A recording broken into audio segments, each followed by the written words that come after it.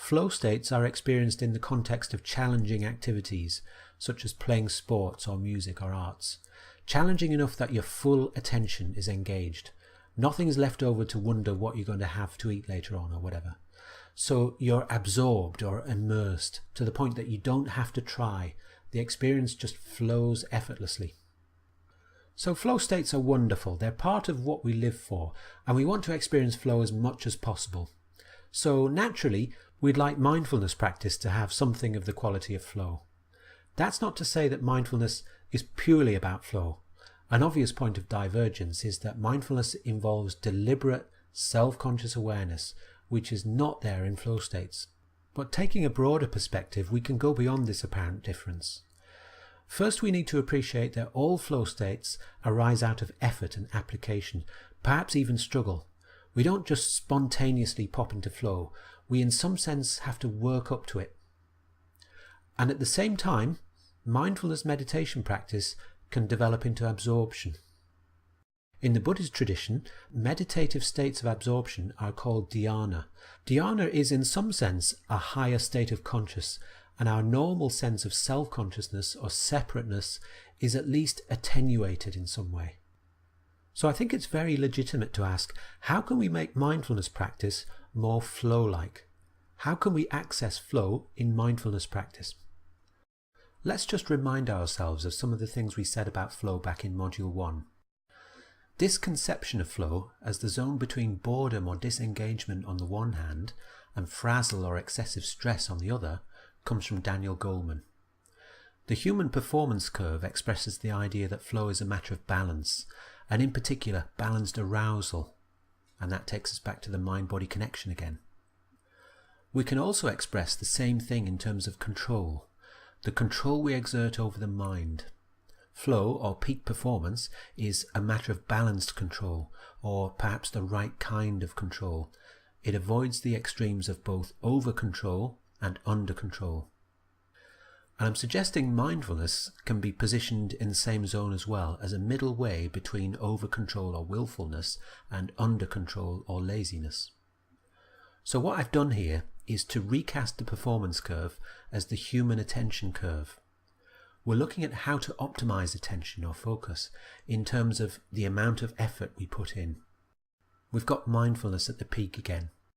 And then two different kinds of inattention. On the left, we've got low energy distraction, daydreaming, which is born of boredom, lack of interest. And on the right, we've got agitated distraction, where the mind is restless, flighty, can't switch off, over-aroused. So the million-dollar question is, how do we practice flow? How do we access flow states? And how do we do so in a context of mindfulness practice? How do we make mindfulness practice more flow-like? If you think about it, you'll quickly realize we've got a difficulty because flow states are almost by definition non-volitional, non-deliberate. If you're asking yourself the question, what do I do to get into flow? Well, you're actually already in a state of self-consciousness, which is the opposite of flow. Now, of course, I don't have a magic bullet answer to this problem, but there are a number of things worth saying. Firstly, I want to repeat a point I made earlier, that flow is preceded by effort and work and application. It doesn't arise spontaneously. Well, in a sense it does, but the point is, certain conditions need to be in place for it to arise. So one answer is, don't worry about flow. If you're playing guitar, don't think about how to get into flow, just focus on playing guitar. Or if you're playing tennis, just focus on the ball and hitting the ball. That can work quite easily if you have plenty of intrinsic interest in the activity, be it tennis or guitar or anything else. Interest certainly helps, and I would say you're most likely to access flow by following your natural interests, whatever they are. But when it comes to observing the breath, as in mindfulness, well, while it can be a rich experience, it doesn't necessarily hold your interest that well. It's not so good in meeting the preconditions for flow. This is a point I'll return to shortly. This slide is reproduced from Module 1. It's just emphasizing that we're balancing two skills or faculties. One we can loosely call effort, and the other is about reducing arousal. If you only know how to make effort, then finding the balance, finding the zone, so to speak, is always going to be hard. So training this leftward faculty, the ability to let go and reduce arousal, that's what much of biofeedback is about. Also, in mindfulness training, a lot of emphasis is given to acceptance. But we shouldn't undervalue the other faculty, which is about energy and interest and even at times willingness to put up with discomfort.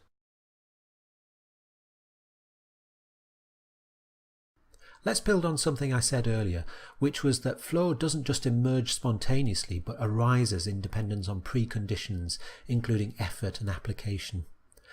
The nature of these preconditions is a really interesting area of inquiry, not just for us but in psychology research. A number of conditions for flow have been identified. Here I want to focus on the main preconditions. These are actually inherent in the original work on flow states by Mihaly Csikszentmihalyi. Remember, flow arises in the context of activity, where your mind is engaged, it's doing something. And flow depends on the nature of the activity as much as anything. So the first precondition is the activity has to have clear goals or outcomes. So in tennis, the goal is to hit the ball over the net and into the court. That's the first goal. If you're playing guitar, the goal is to produce a tune that sounds good, that sounds right, having the right notes in the right order. Perhaps it's also to keep pace with other players if you're playing in a band. Second, there needs to be direct and immediate feedback on your progress towards these goals. In both my examples, tennis and guitar, you have this. It's immediately clear when you've played a successful shot or a note, and also clear when you made a mistake. If you do make a mistake, it's usually pretty clear exactly what you did wrong and what you need to do better next time. Another way of putting this is that there needs to be some consequence to what you do. In tennis, if you hit the ball into the net, you lose the point. But if it doesn't matter what you do, it's hard to maintain the interest. The feedback comes through the sensory channels. You can see when your tennis shot goes flying out of the court, and you can feel when you mistimed it. And you can hear when you played a wrong note on the guitar or you missed your timing. Actually, direct and immediate feedback is as much a precondition for learning. Without feedback, you can't really learn any skill. Third, you need the right level of challenge. If the activity is too easy, you get bored. If it's too difficult, you get stressed.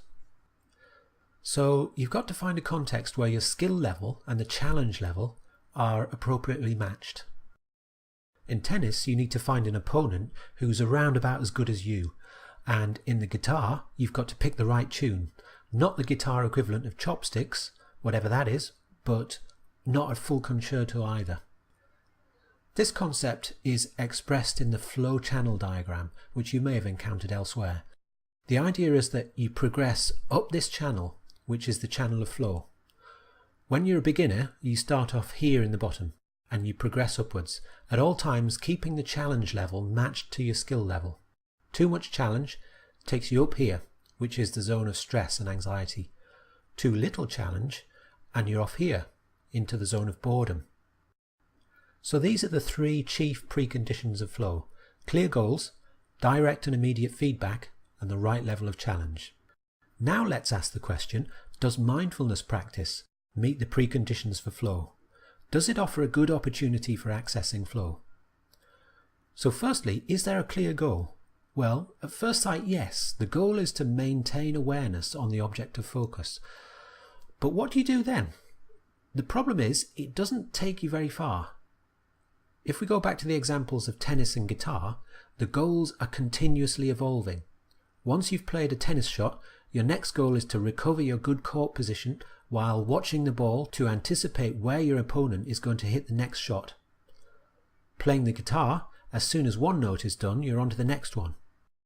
But in mindfulness, you're aware of the breath, and then you stay aware of the breath. The goal is, it's not really dynamic in the same way. Second, what about direct feedback? Well, again, mindfulness is somewhat problematic. In mindfulness practice, you will lose focus, you will wander off into distraction at some point. That's pretty much inevitable. It's only a matter of when. And the key to the practice is to notice when you have wandered off. You notice your mind went away and then you bring it back. and then you do it again and again. That's essentially what mindfulness practice consists in. But how do you notice when you've wandered off? If you think about it, it's pretty mysterious. Suddenly your mind just pops back, or awareness pops back, and you realize that you had wandered off. But what brought your mind back in the first place? Well, not you, because by definition you weren't aware. You could say your ability to notice depends on the strength of your original intent, but that's not really much help in the event. The point is that there's not that much in the way of feedback telling you when you've gone off. If you're like me, you can easily spend 10 minutes or more off in a daydream. Even when you've brought your mind back, it's not really clear what you did wrong and what you need to do differently in order for it not to happen again. Remember I said that your actions need to have consequence.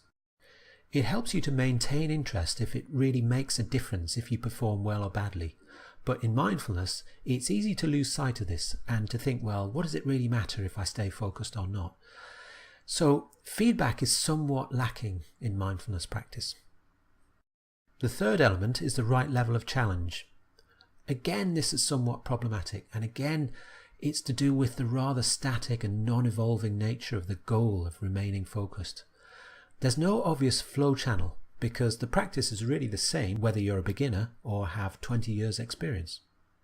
And even if you do have 20 years of experience, as I do, then it's common to feel like you're no more effective in keeping your mind steady than the day when you started. So these are the reasons why mindfulness practice feels so difficult for a lot of people. And it also explains why many people don't persist with a regular ongoing practice. For these people, mindfulness is just not very gratifying. It starts to feel like a chore. You feel like there are more enjoyable things that you could be doing. And then you're on a slippery slope. So what can we do? Is there any way we can make things easier? Well, yes, I think there is. I'm saying that biofeedback can help. Biofeedback and mindfulness can mutually support each other. Although at first sight they might seem incompatible, because biofeedback is goal-focused while mindfulness isn't really, I think this is a superficial view because they have overlapping underlying purposes. They're both forms of mind training. They both aim to develop certain qualities of mind.